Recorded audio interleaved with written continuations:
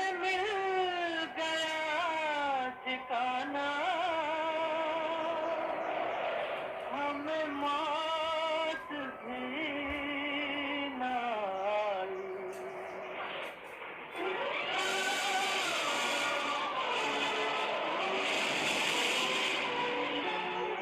ओ दूर के मुसाफिर, हमको भी साथ ले ले रे, हमको भी साथ ले ले, हम रह गए अकेले।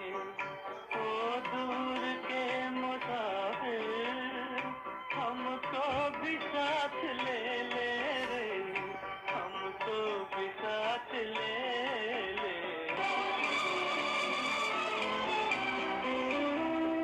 तूने बते दिया गम, बेमौत मर गए हम।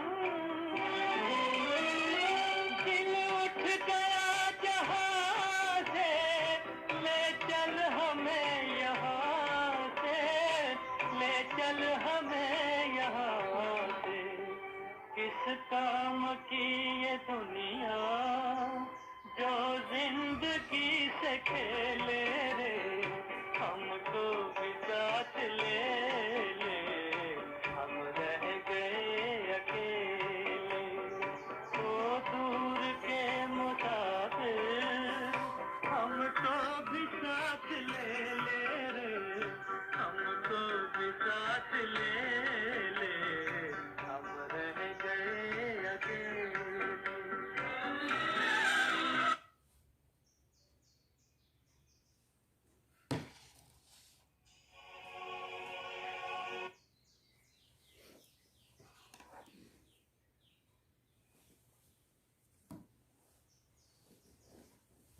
ओम शांति। बाबा गुड मॉर्निंग। आज बाबा के 13 दिसंबर 2023 के महावाक्य हैं। बाबा ने सार में कहा, मीठे बच्चे, तुम्हारा रूहानी योग है एवर प्योर बनने के लिए, क्योंकि तुम पवित्रता के सागर से योग लगाते हो, पवित्र दुनिया स्थापन करते हो। बाबा ने प्रश्न पूछा, निश्चय बुद्धि बच्चों को पहले पहले कौन सा निश्चय पक्का होना चाहिए? और फिर बाबा ने पूछा, उस निश्चय की निशानी क्या होगी? तो बाबा ने उत्तर में कहा, हम एक बाप के बच्चे हैं, बाप से हमको दैवी स्वराज्य मिलता है, ये पहले पहले पक्का निश्चय चाहिए। निश्चय हुआ तो फौरन बुद्धि में आएगा कि हमने जो भक्ति की है वो अब पूरी हुई, अब स्वयं भगवान हमें मिला है। निश्चय बुद्धि बच्चे ही वारिस बनते हैं। गीत सुना, ओ दूर के मुसाफिर हमको भी साथ ले ले। ओम शांति। बाप बैठ बच्चों को समझाते हैं, दूर के मुसाफिर तो सब हैं, सब आत्माएं दूर से दूर परम धाम की रहने वाली हैं। ये भी शास्त्रों में है, आत्मा दूर रहती है जहां सूर्य चांद की रोशनी नहीं रहती है। मूल वतन और सूक्ष्म वतन में कोई ड्रामा नहीं है, वहां कोई खेल नहीं चलता है। ड्रामा इस स्थूल वतन का है, जिसको ही मनुष्य सृष्टि कहा जाता है। मूल वतन और सूक्ष्म वतन में कोई 84 जन्मों का चक्र नहीं है। चक्र मनुष्य सृष्टि में दिखाया जाता है। मनुष्य सृष्टि क्या चीज है, मनुष्य किसका बना हुआ है? मनुष्य तो एक मनुष्य में एक तो आत्मा है, दूसरा है शरीर। 5 तत्वों का पुतला बनता है ना, ये शरीर 5 तत्वों का बना है ना, उसमें आत्मा प्रवेश कर पार्ट बजाती है। परंतु तुम निश्चय करते हो, मनुष्य में निश्चय नहीं है। बाबा ने कहा, तुम बच्चों ने जो समझ लिया तुम निश्चय करते हो, बाकी लोगों को पता नहीं है, उनको निश्चय नहीं है। बाबा ने समझाया है, मुझे दूर देश का रहने वाला कहते हो, परंतु तुम सब आत्माओं का निवास स्थान एक है। उस नाटक में जो पार्ट बजाते हैं उसमें हर एक का अपना अपना घर होता है, अपना अपना घर होता है ना, वहां से आकर पार्ट बजाते हैं। यहाँ तुम बच्चे समझते हो हम सब एक ही बाप के बच्चे हैं, एक ही घर परम धाम में रहने वाले हैं। वो है ब्रह्म महातत्व, ये है आकाश तत्व। यहाँ पार्ट बजाते हैं, रात दिन होता है, इसलिए सूर्य चांद भी है। मूल वतन में तो रात दिन होता नहीं है। ये सूर्य चांद कोई देवता नहीं है, क्योंकि सभी तो यही मानते हैं ना, ये देवात्मा देवताएं हैं। देवता इसलिए कहा गया क्योंकि वो हमें इस मांडवे को बाबा कहते रोशनी देती हैं। ये तो मांडवे को रोशन करने वाली बत्तियां हैं, परंतु जो कुछ भी देता है उसको हम देवता कह देते हैं। वास्तव में सूर्य रोशनी देता है, रात में चांद की रोशनी होती है। अभी सब मनुष्य चाहते हैं मुक्ति धाम में जाएं, जानते हैं भगवान ऊपर में रहता है, भगवान को भी याद करेंगे हे परमपिता परमात्मा तो बुद्धि ऊपर चली जाएगी। आत्मा समझती है परंतु अज्ञान छाया हुआ है। ये भी जानते हैं हम यहाँ के रहने वाले नहीं हैं, हमारा बाप वो है। मुख से ओ गॉड फादर भी कहते हैं, फिर कह देते हैं सब फादर हैं, गॉड सर्वव्यापी है, फिर ऐसे कहने लगते हैं सब। क्योंकि सबके अंदर परमात्मा, इसलिए सारे फादर ही है। परंतु बाबा ने कहा, बच्चों को समझाया है कि सभी तो फादर नहीं है, सब आत्माएं आपस में ब्रदर्स हैं। हम आत्मा आत्मा भाई भाई हैं। फिर बाबा ने कहा, एक बाप की तुम सब आत्माएं ब्रदर्स हो, एक बाप की संतान हो। निश्चय बुद्धि भी नंबरवार है। लौकिक संबंध में निश्चय रहता ही है कि बाप से वर्षा पाना है। यहाँ बाप से माया घड़ी घड़ी मुंह फेर देती है। सर्वशक्तिवान बाप के बनते हो तो माया भी सर्वशक्तिवान होकर लड़ती है। 5 विकारों पर जीत पाने की युद्ध है। युद्ध तो मशहूर है ना, बाकी शास्त्रों में जो कौरव पांडव दिखाए हैं वो बात है ही नहीं। ये रावण के साथ युद्ध बड़ी भारी है। हम चाहते हैं कि बाप की याद में रहकर हम संपूर्ण बने, आत्मा प्योर बने, और तो कोई भी रास्ता नहीं है सिवाय योग के।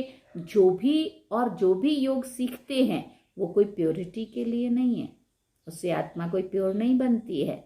वो तो सब स्थूल योग है, अलग काल के लिए, और ये रूहानी योग है एवर प्योर होने के लिए। पवित्रता के सागर के साथ हम योग लगाने से पवित्र बनते हैं। बाप कहते हैं इस योग अग्नि से तुम्हारे जन्म जन्मांतर के पाप भस्म होते हैं। बुद्धि भी कहती है ये पतित दुनिया है। कोई से भी पूछो ये सतयुग है या कलयुग है, तो इसको सतयुग कोई भी नहीं कहेंगे। सतयुग तो नई दुनिया थी, उसको गोल्डन एज, और इसको क्या कहेंगे, आयरन एज कहा जाता है। पुरानी दुनिया को कलयुग और नई दुनिया को सतयुग कहा जाता है। ऐसे कह नहीं सकते हैं कि अभी सतयुग है तो कलयुग भी है, दोनों चीज एक साथ नहीं हो सकती ना। नहीं, नरकवासी माना नरकवासी। पुरानी दुनिया को पतित, नई दुनिया को पावन कहेंगे। मनुष्यों के लिए ही समझाया जाता है, जानवर थोड़ी कहेंगे पतित पावन आओ। कोई से भी पूछो तो कहेंगे ये नरक है। भारत ही नई दुनिया स्वर्ग था, भारत ही पुरानी दुनिया नरक है। भारत पर ही जोर देते रहो, दूसरे सब तो बीच में आते हैं, क्योंकि अनादि अविनाशी खंड तो भारत है, इसी में ही शुरू से खेल चलता है और अंत तक चलता है। दूसरे सब तो बीच में आते हैं, उससे हमारा ताल्लुक नहीं है। हमारा धर्म ही अलग है, जो अब प्राय लोप हो गया है। आदि सनातन देवी देवता धर्म, जो अभी प्राय लोप हो गया है। अभी तुम निश्चय बुद्धि बने हो, जानते हो हम एक बाप के बच्चे हैं। बाप से हमको स्वराज्य मिलता है। पहले तो ये पक्का निश्चय चाहिए। ज्ञान सुनते हैं वो तो ठीक है, फिर बाबा ने कहा प्रजा बन जाती है। बाकी हम बेहद के बाप के बच्चे हैं, ये निश्चय हो जाए। समझें कि हमने भक्ति की है भगवान से मिलने के लिए। ये बात भी उनको समझ आ जाए कि हमने भक्ति किस लिए की है, कि हम भगवान को पाना चाहते हैं। अभी भक्ति पूरी होती है, अब भगवान स्वयं आकर मिला है। उनसे सूर्यवंशी स्वराज्य पद मिलता है। हम इतना ऊंच पद पाते हैं, जैसे साहूकार लोग बच्चे को गोद में लेते हैं ना, वो तो एक बच्चा लेते हैं, यहाँ तो बेहद के बाप को अनेक बच्चे चाहिए। कहते हैं जो मेरा बच्चा बनेगा उनको स्वर्ग का वर्षा मिलेगा। जिनको जो भी बाबा को पहचानेगा, बाबा को अपना कहेगा, बाबा की श्रीमत पर चलेगा, बाबा कहते हैं उनको मैं स्वर्ग का वर्षा दूंगा। जो मेरा नहीं बनते तो वर्षा ले ना सके। फिर बाबा ने कहा श्रीमत पर ही नहीं चलते, जिनको निश्चय हो जाता है वो तो कहते हैं बाबा आप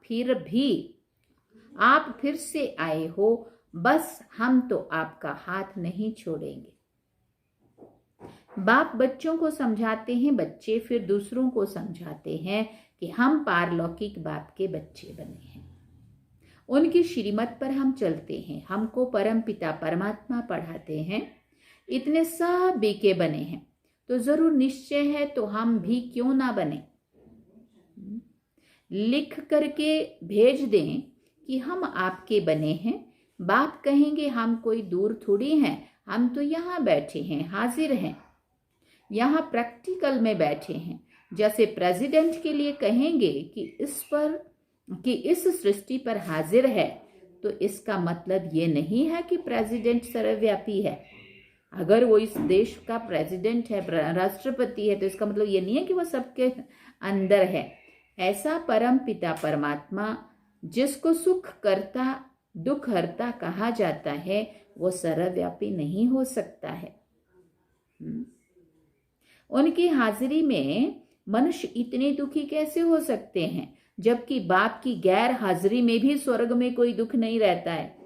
तो अभी अगर परमात्मा सर्वव्यापी है तो उसके सर्वव्यापी होने के बाद ऐसा इतना दुख, भ्रष्टाचार, दुख, अशांति क्यों होनी चाहिए। बाप ने बच्चों के लिए घोंसला बनाया है। सुना, जैसे चिड़िया बच्चों के लिए घोंसला बनाती है ना, तो बाप भी तुम्हारे लिए तुम्हारे द्वारा ही अखेरा माना घोंसला बनवाते हैं। तुम्हारे ही रहने के लिए स्वर्ग का अखेरा बन रहा है, घोंसला बन रहा है। बाप कहते हैं तुम मेरी मत पर चलेंगे तो स्वर्ग में राज्य करेंगे। अगर पूरा निश्चय हो जाए तो एकदम पकड़ लेवे, बाबा के बन जाए, है ना। ऐसे भी नहीं कि यहाँ बैठ जाना है। इसका मतलब बाबा ने ये नहीं कहा कि मेरे बन जाए तो तुम्हें यहाँ बैठ जाना है। घर बार तो छोड़ना नहीं है। वो तो घर बार छोड़ते हैं, गुरु को भगवान समझ लेते हैं। वो कोई जीते जी मरते नहीं हैं। तुमको तो जीते जी मरकर फिर सतयुग में जीना है। तुम बाप से बेहद का वर्षा लेते हो। जब निश्चय हुआ कि बेहद का बाप पढ़ाते हैं, 21 जन्मों के लिए वर्षा देते हैं, तो उनकी मत पर चलना पड़े ना। बच्चा बना तो बाप डायरेक्शन तो देंगे ना। पहले तो 1 हफ्ता भट्ठी में बैठो। बाबा पक्का बनाने के लिए क्या कह रहे हैं, 1 हफ्ता पहले भट्ठी में बैठो, तुमको रोज नॉलेज मिलती रहेगी। सभी तो एक जैसे नहीं समझते हैं, हर एक अपने पुरुषार्थ और तकदीर अनुसार पाते हैं।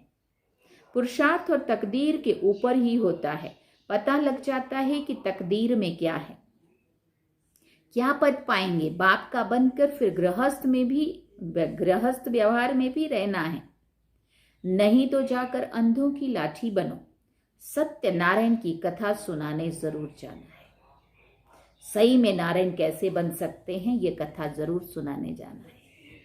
फिर बाबा ने कहा अब देखो प्रेम बच्ची सेवा पर गई है।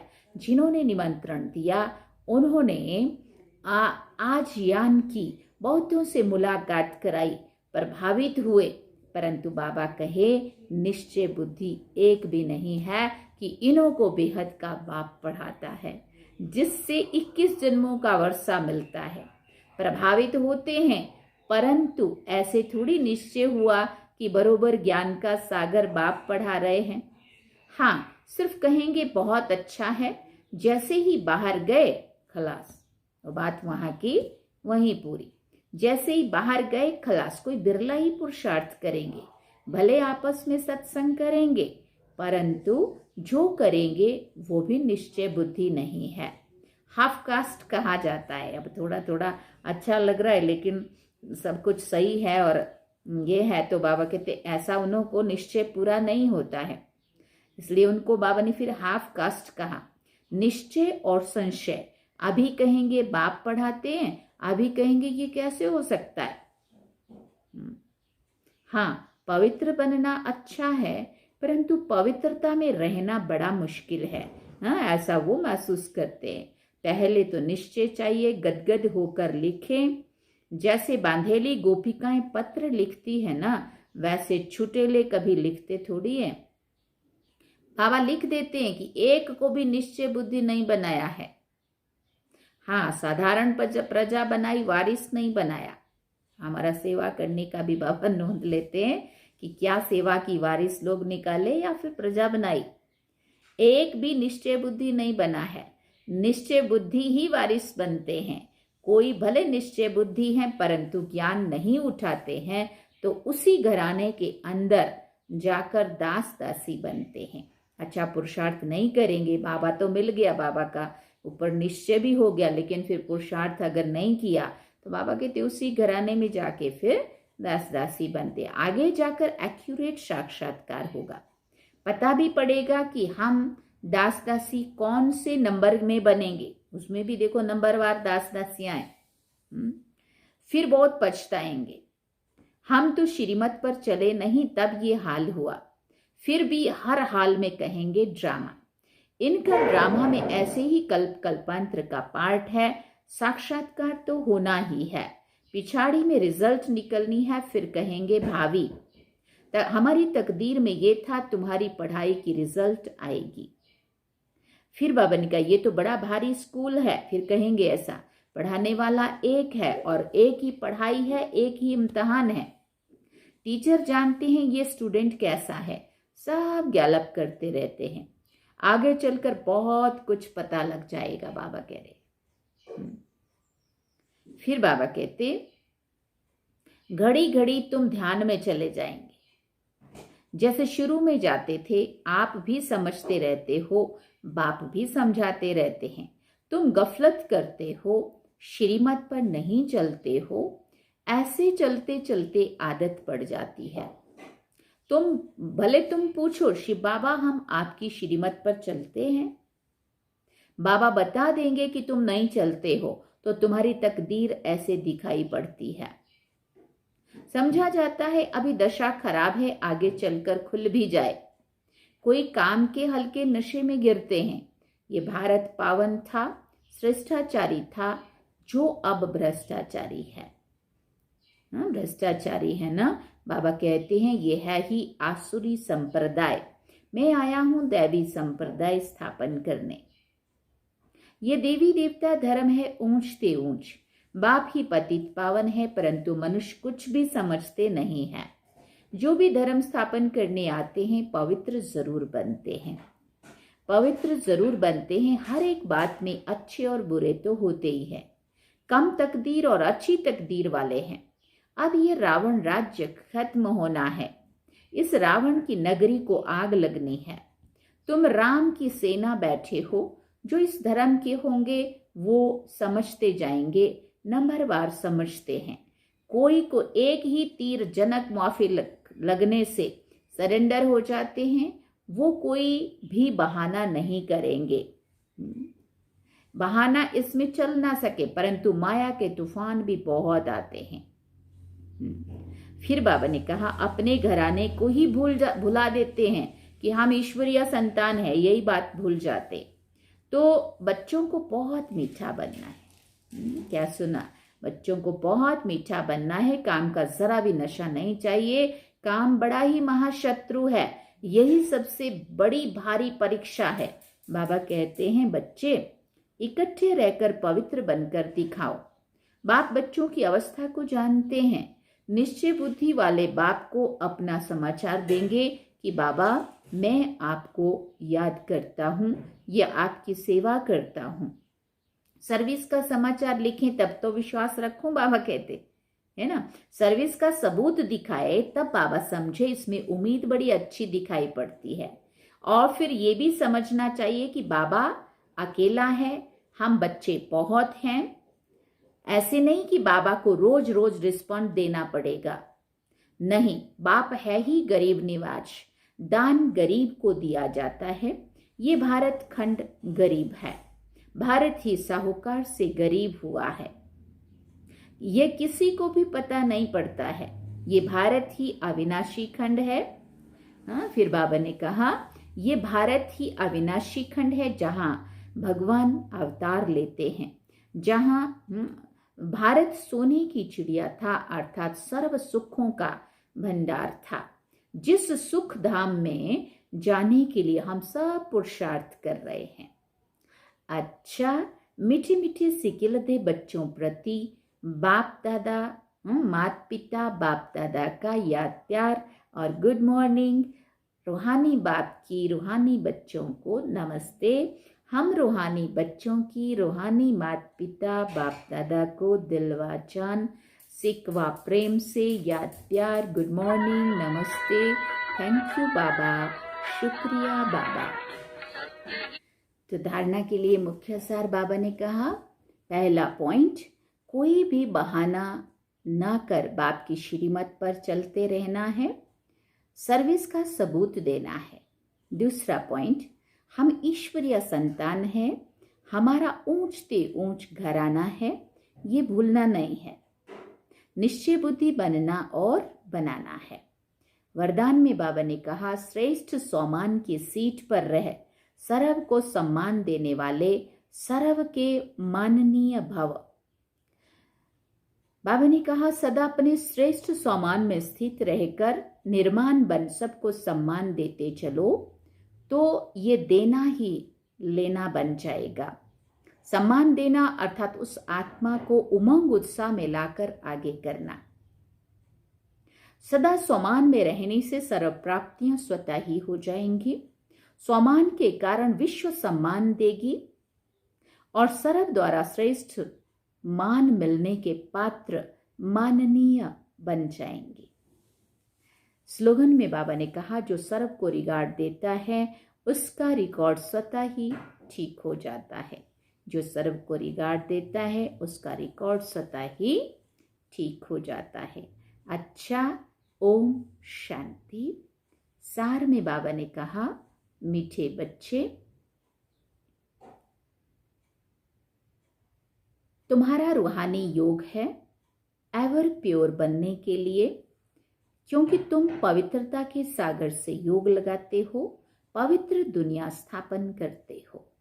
और गीत क्या सुना, ओ दूर के मुसाफिर हमको भी साथ ले ले, हम रह गए अकेले। तो ये थे आज के बाबा के महावाक्य। अभी भी दीदी को मुरली सुनानी थी, सीता दीदी जो यहाँ के निमित्त है इस देश के। इस देश में सेंटर तो और भी होंगे शायद, लेकिन दीदी ही यहाँ के मेन है और पूरे देश को चलाते हैं। ये रवंडा देश, रवंडा कंट्री है, जो जिसका ये किगली शहर है जहाँ पे अभी हम हैं, ये ईस्ट अफ्रीका में। तो अभी नेक्स्ट दीदी सुनाएंगे मुरली, ओम शांति भी करेंगे और अभी मैं इस मुरली को यहाँ ही पूरा करूँगी। नेक्स्ट मुरली, कल की मुरली आप दीदी से सुनेंगे, ठीक है। अच्छा, ओम शांति। अभी हम सभी बाबा को याद करेंगे। चलिए बाबा की